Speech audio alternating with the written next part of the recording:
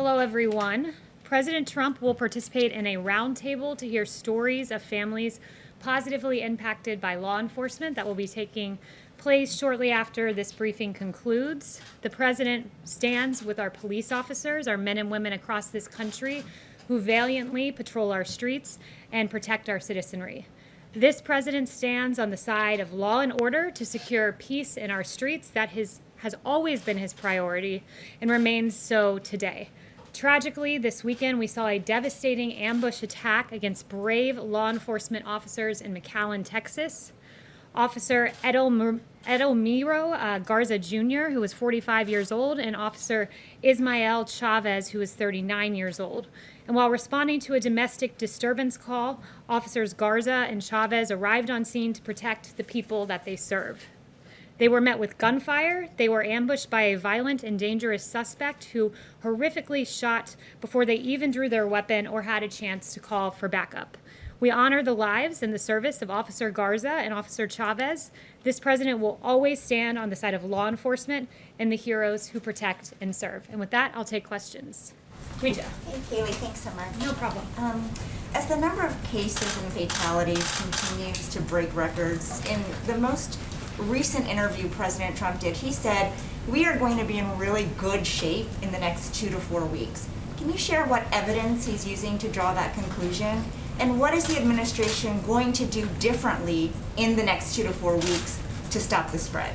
So the one thing I would note is that when you look at the mortality rate, we're seeing that our efforts here at the federal government have been working. And to give you an example of that, when you look at New York and New Jersey, there were 21 deaths for every 1,000 cases, 20 deaths for every 1,000 cases in the case of New Jersey. Those were the ratios we were seeing just a few months ago. Now New York and New Jersey are down 1.7 per 1,000 and 1.8 per 1,000 respectively.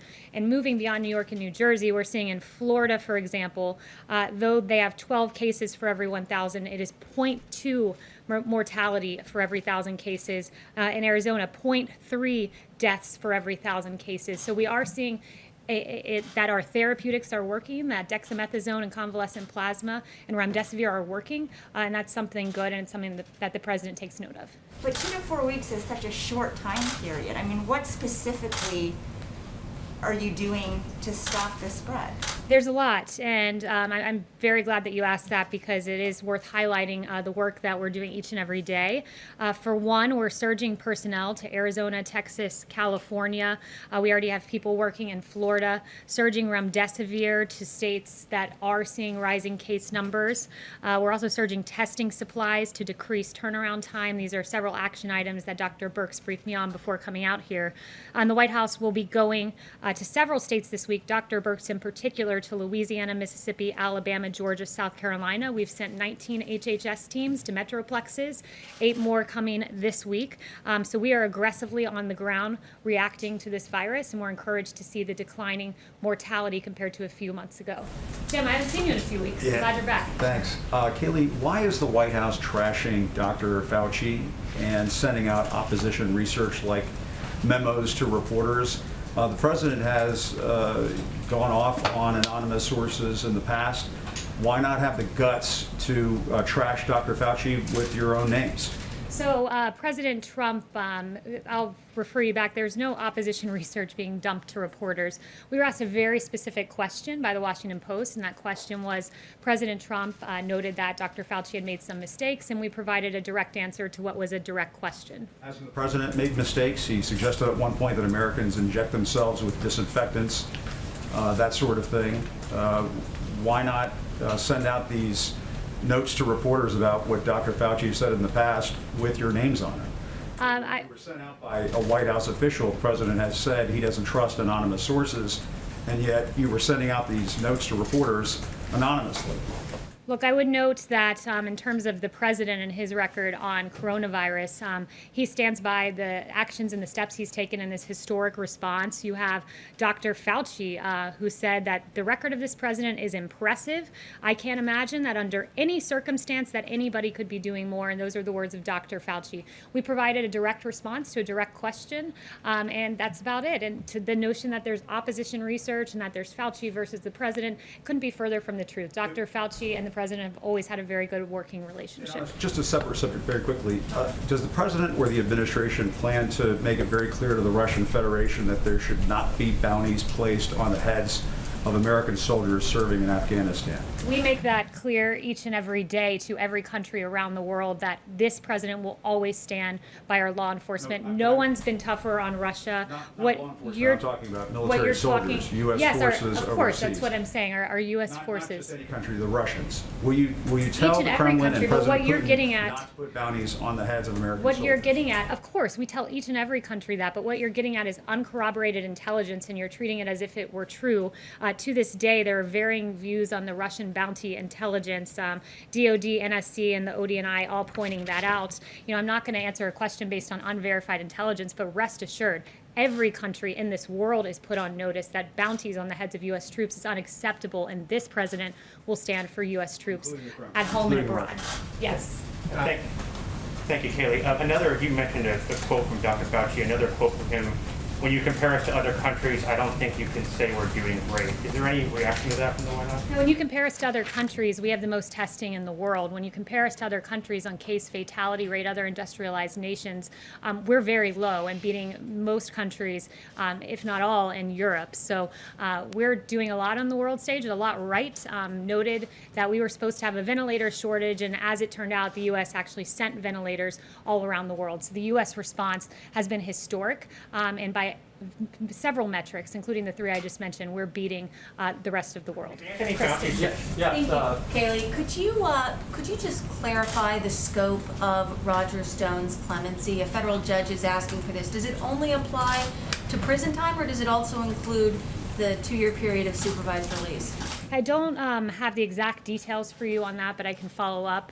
What I will say is that the Roger Stone clemency was a very important moment for justice in this country. You had a completely bogus Russia witch hunt that found nothing, and in order to justify the waste of taxpayer dollars, you had Robert Mueller charging people with process crimes, and it's really curious to me that with Roger Stone, he's charged of false statements, but McCabe was charged of false statements, lying to federal investigators.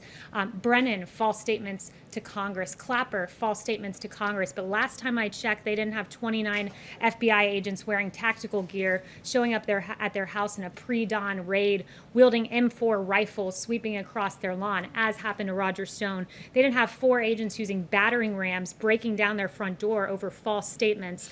And they didn't have helicopters hovering over their houses and 2 police boats that roared up. Instead, McCabe and Clapper and Brennan and these guys are given lucrative contracts, books, contributorships. So there are really 2 standards of justice in this country, as Adam Schiff noted. Fortunately, he doesn't have the facts to back up the way he meant that term. Mario? One more question, Yes, if I could. The president retweeted something this morning implying that he believes that he retweeted something saying that the CDC is lying about the coronavirus in order to hurt his chances of getting reelected. Does the president believe that the CDC is lying about COVID-19? The president, with his intent in that retweet, expresses displeasure with the CDC, some rogue individuals leaking guidelines prematurely.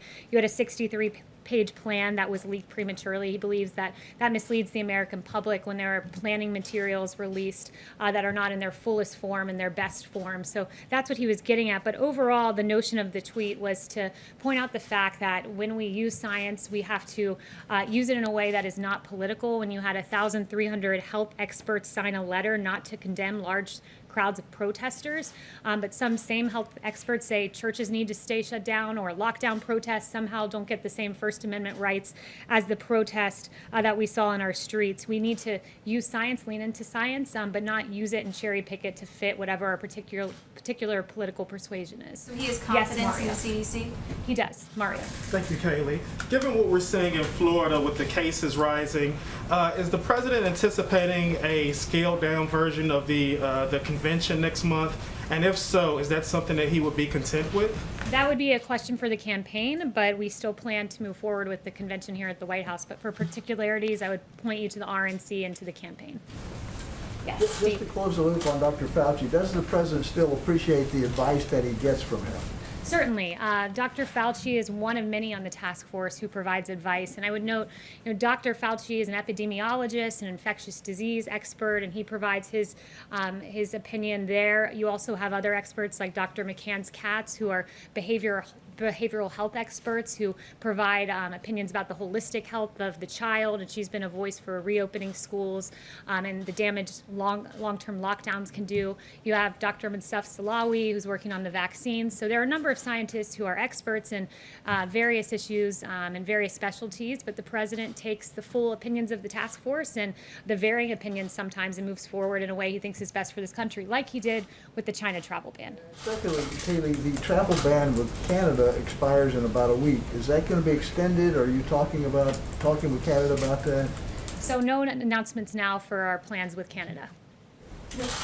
Yes, Arizona has more new cases of coronavirus than any country in the world, more than the European Union as a whole. So isn't by that metric the United States not doing as well as other countries in handling this? No, because when you lead the world in testing, that means that you identify more cases. Deaths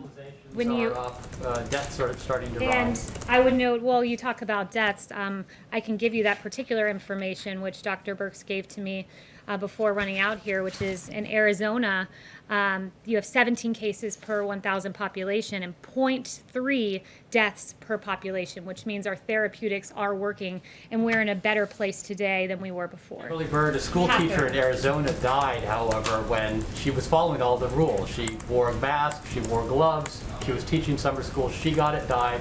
2 other teachers got it and are ill. Her family, her husband, her daughter. I mean, how do you tell parents of school children that it's safe to send their kids back to school when something like that happens? Well, I would point you to the words of the CDC director, who said children are not very affected by this and typically are not spreaders in this. But I would also point to the consequences of staying closed. We have to look at the holistic health of the child. And when you have, according to HHS, 1/5 of all child abuse cases being reported by teachers and educational staff, we cannot stay closed. When you have DC Family Child Agency talking about a 62% decrease in abuse cases being reported, you cannot stay closed. When even the AAP, American Academy of Pediatrics, talked about morbidity and mortality if schools stay shut down, and 70 to 80% of children with mental health diagnoses receive their care in schools. The consequences are grave if we stay shut down. And there's a way for essential workers to go back to work just as our meat packing facilities did, just as you all in the media are essential workers. We believe our teachers are as well. Yes. Catherine.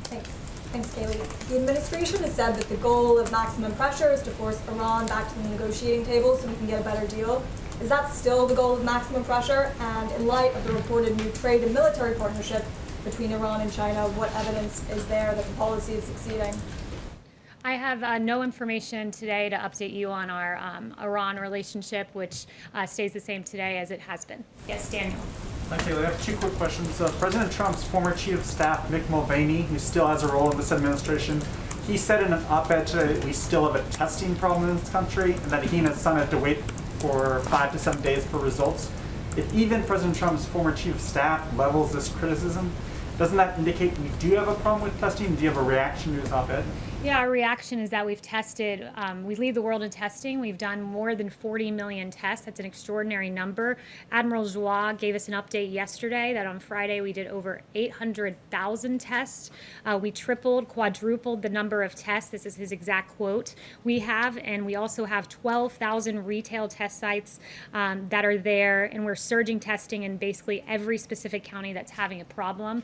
And Dr. Birx was just walking me through pooled testing, which will be a way to process tests at an even faster rate. So leading the world in testing, I would say, means we're doing a pretty good job. Does the president have a reaction to the Washington Redskins dropping their name today? Yeah, it's a good question. I haven't talked to him since the specific announcement's been made. I have talked to him, but not specifically on that.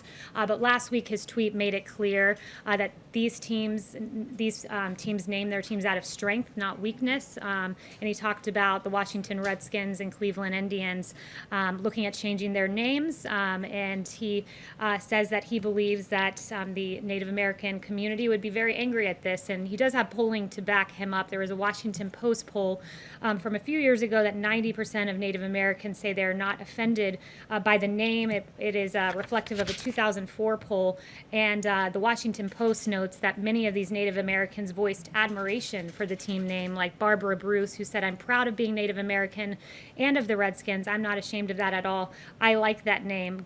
Gabrielle Nez, another 29-year-old from the Navajo community, "I really don't mind it. I like it." And there were several other comments like this in the Washington Post. Kaylee. Deborah. Thank you, Kaylee. I have a question myself, and then as a principal, I'd like to ask a question from a news organization that can't be here because of social distancing. My question. In February, when he was in Las Vegas, speaking to Hope for Prisoners, the president said he didn't want to use his pardon power on Roger Stone because he thought he could be exonerated. That didn't happen, and the president commuted his sentence. During the same event, the president said that he might give a full pardon to John Ponder, a convicted bank robber who served his time, turned his life around, and started Hope for Prisoners. Is there going to be a pardon for John Ponder? And what about the more than 1,300 pardon applications sitting in the pardon attorney's office? Because there's talk now that people don't go to the pardon attorney's office, they go through the White House. Is that a good thing, or does it mean that only politically connected people can get pardons? So I have no update on John Ponder. It's absolutely not the case that only those who are politically connected get a pardon. This president is the president of criminal justice reform. This president did the First Step Act. This president has fought for those who are given unduly harsh sentences more than any Democrat who liked to talk about it but never actually did it. And in fact, when you compare the pardoning record of this president with past presidents, it's quite striking that this president's given 36 pardons and commutations. President Obama gave 1,927. And when you look at the nature of some of the pardons given, let's say under President Clinton, you talk about politically connected pardons. We can't get more politically connected with pardons than pardoning your brother, Roger Clinton, as President Clinton did. Susan McDougal, one of your associates who was pardoned for her role in Whitewater. Mark Rich, who gave $450,000 to the Clinton Library, or at least his wife did, donated $1 million to Democrat campaigns, and then he gets a pardon from President Clinton. And notably, a lot of these pardons were when he was going out the door. So this president's used it sparingly and instead focused on criminal justice reform, helping to rectify racial disparities in our sentencing. And Clinton and Obama appears did a whole lot of pardoning, and in some cases politically motivated, it seems, but didn't do a whole lot to help the innocent people who have served their time and been given unduly harsh sentences. I have a follow-up for someone who asked me to ask a question because of social distancing. This is from Jackson Richmond of the Jewish News Syndicate. What's the president's stance on Israel planning to apply sovereignty to parts of the West Bank and to Democrats? From Nancy Pelosi to AOC, who warned that such a move would undermine U.S. national security and the U.S.-Israel alliance. So I have no update today on the current status, but just other than the president has been a strong supporter of Israel. Chris. Thanks, Kaylee. We're coming up on the 3-year anniversary of the president tweeting he banned transgender people from the military in any capacity, which led to the policy currently in place. Last week, a group of 116 lawmakers led by Congresswoman Del Bene wrote to the administration urging them to lift the policy. Would the president reconsider the policy? I haven't talked to him about that specific policy, but this president is proud that in 2019 we launched a global initiative to end the criminalization of homosexuality throughout the world. He has a great record when it comes to the LGBT community. The Trump administration eased a ban on blood donations from gay and bisexual men, and he launched a plan to end the AIDS epidemic by 2030. So we're very proud of our achievements. The ban on John. transgender people in the military is still in place. John. We have a Supreme Court ruling that anti-trans discrimination is a form of sex discrimination.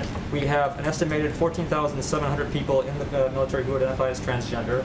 We have a poll showing upwards of 70% of Americans support transgender service. And we have major medical and psychological groups saying there's no problem with transgender people in the military. So what is the reason for having the policy currently in place? I have no updates for you, but several of the events that you cited, like the Supreme Court ruling, I would refer you back to Justice Kavanaugh, who said we are judges, we're not members of Congress. Instead of a hard-earned victory won through the democratic process, today's victory is brought about by judicial dictate. So we'll always stand on the side of correct statutory interpretation. Thank you. Yes. Katie, thank you very much. Can you really say that the rise in testing accounts for the rise in the number of cases? because the percentage of those testing positive has risen sharply.